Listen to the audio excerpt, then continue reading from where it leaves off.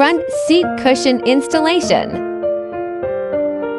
Insert the front seat cushion into the seat.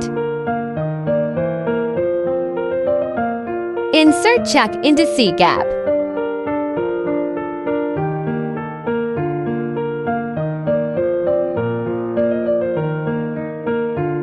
Attach check and hook to elastic band.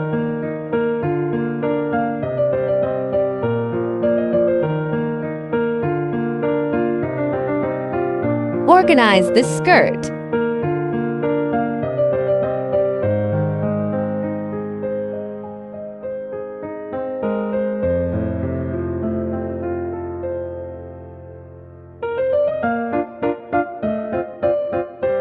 Hang the hook under the seat.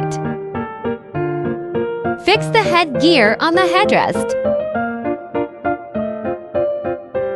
Rear seat cushion installation.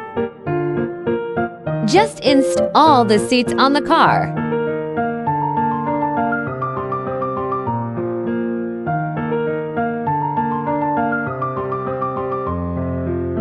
Use Velcro to secure the cushion. Insert check into seat gap.